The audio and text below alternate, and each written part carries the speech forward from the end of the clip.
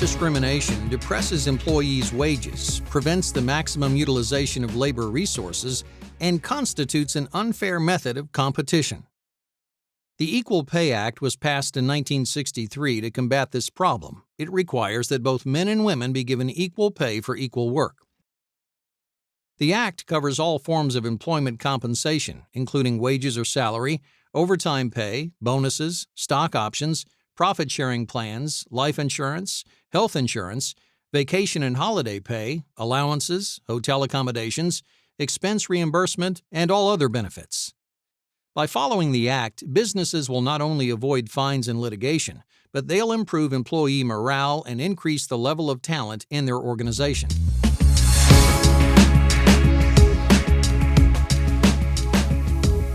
Employers violate the EPA when they pay unequal wages to men and women who perform the same job or jobs that are substantially equal in job content.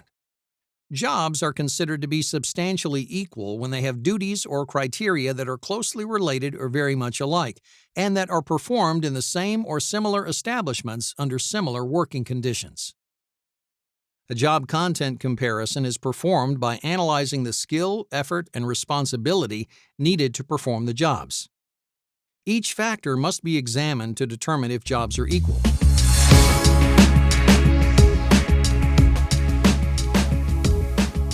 Skills are measured by criteria such as experience, ability, education, and training required to perform the job. Skills that are not used in the job may not be considered. For instance, the EPA stipulates that two jobs are equal even if one of the employees in that position has a PhD in biochemistry, if that degree isn't required for the job.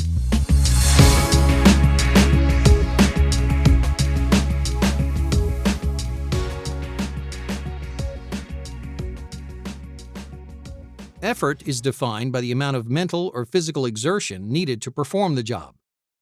For example, two employees may work on forklifts at a bottling plant loading inventory. However, one of the employees is responsible for the repair and maintenance of the equipment. Therefore, paying the employee who repairs and maintains the equipment more would not be a violation under the EPA.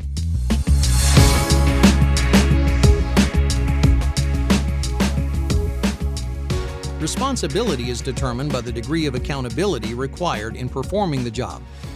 For instance, an administrative assistant who also handles the bookkeeping holds more responsibility than another assistant who does not perform this duty. A minor difference in responsibility, such as changing the ink on the copy machine, would not justify a pay differential.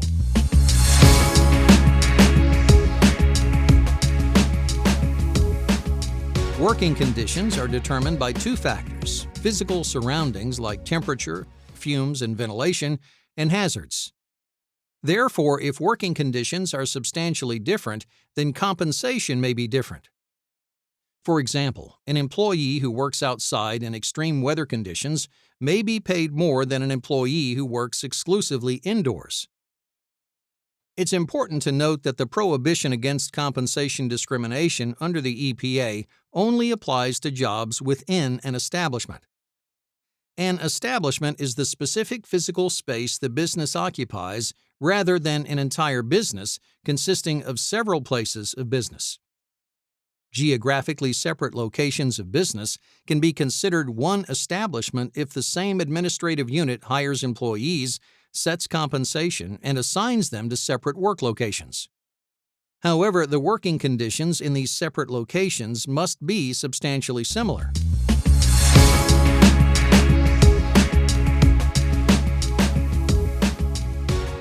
If employees are compensated disproportionately, it must be based on quantity or quality of work, seniority, merit, or a factor other than sex. However, many employees perform more than one job or function in their day-to-day work, so complying with the law can be complicated. Document the job duties and the specific reasons for pay differences for each job and, if necessary, each individual employee. This documentation could be valuable evidence if your organization needs to defend itself in court or against an investigation by the EEOC. If a mistake has been made, the undercompensated employee must be reimbursed in full. In rectifying a pay inequity, no employee's compensation may be decreased. Rather, the compensation of the lower-paid employee must be increased.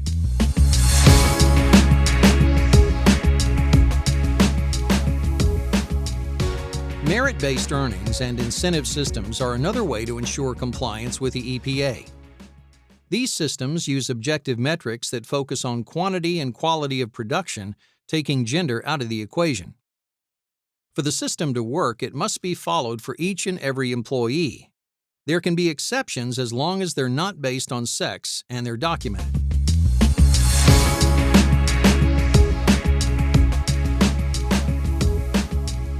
The time it takes to educate yourself and your organization on the law is well worth the effort. Violating the EPA has severe consequences. The penalties for willfully violating the provisions of the EPA can be up to $10,000 or 6 months in prison.